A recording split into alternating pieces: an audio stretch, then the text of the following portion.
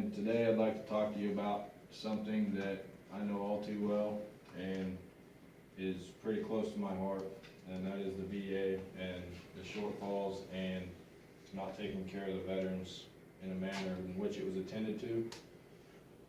Veterans fight in wars all over the world, and they have the understanding that when they come home, they are going to be tended to and treated for the injuries that they incurred overseas in a combat area. But unfortunately, in today's society, they're not. Some of the areas that I'm going to discuss today are medications, waiting lists, other medical devices that don't fall under the medication category, and rescheduled and canceled appointments. So the first thing I'd like to talk about today is the waiting lists. Sometimes you can be on a waiting list for anywhere from 6 months to a year to 2 years, all the way up to 5 years. And by being on the waiting list, it just means that the employee of the VA to veteran ratio is so much smaller. The employees can't tend to all the veterans that are coming back from war with issues and injuries and illnesses, that they can't get to the veterans. The second thing I'd like to talk about today is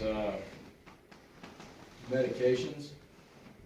Medications, I know I've been on a waiting list for almost 3 years for a sleep medication. I've been unable to sleep, so I've personally been on a waiting list for medication for almost 3 years, and sometimes you'll never get the medication that you're trying to receive through the VA.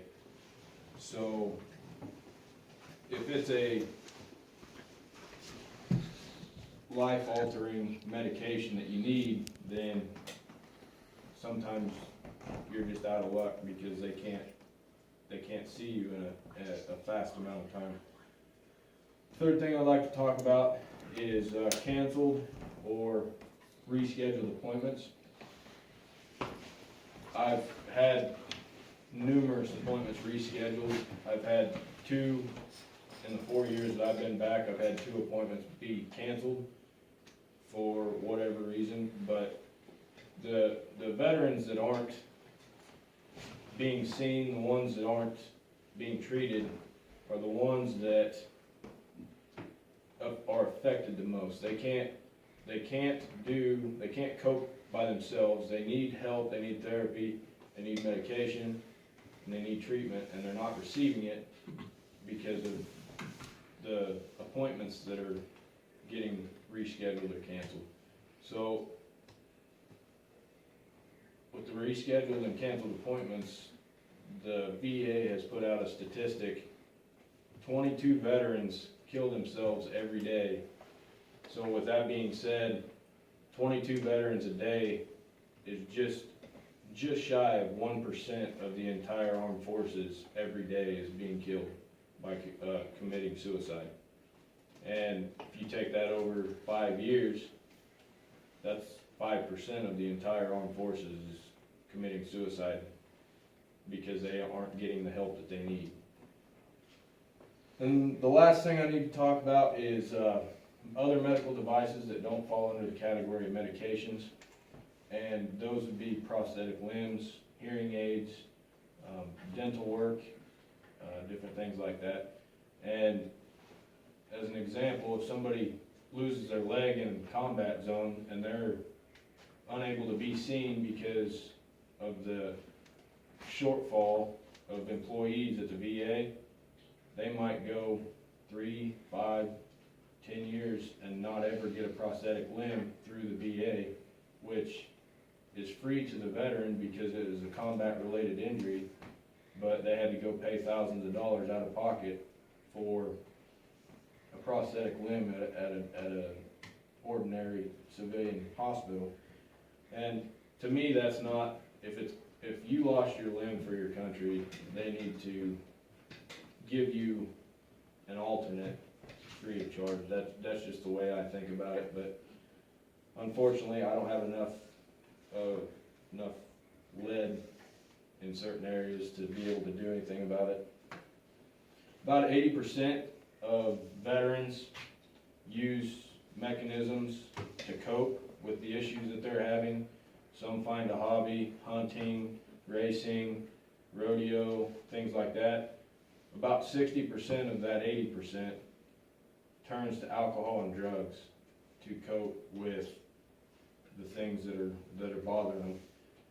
And of that 60%, 11% push it too far and either overdose on drugs or go out and drink and get a DUI and either hurt themselves or others. So one veteran committing suicide is too many. When they can receive the treatment and the therapy that they need to get better. And unfortunately, the VA is lacking in that area, so we're trying to use other avenues to decrease that 22 veterans a day, but it's a slow process. So in conclusion, the 4 topics that I have been talking about, medications, other medical devices, waiting lists, and rescheduled or canceled appointments. Ways that we can get around those would be hire more VA employees, have stricter regulations and stricter guidelines on medications, what merits this specific medication, or don't over prescribe it. I know when I first got home and was being prescribed medication, they gave me like 8 months of this sleep medication when I was only supposed to get 1 month, and then just all of a sudden they're out of that medication and they're not able to prescribe it to people. So if we can resolve these issues, it would give the veteran a better feeling when they go to war that they'll be taken care of when they come home. So at this time, is there any questions or comments about the speech that I just gave? There's a comment, it's just a sad situation. Unfortunately, they're trying to work on it, but it's with the budget and everything going on in the government, it's just not possible right now. So at this time, this is the conclusion of my speech, and I appreciate you guys sitting in on it and providing your feedback. Thank you.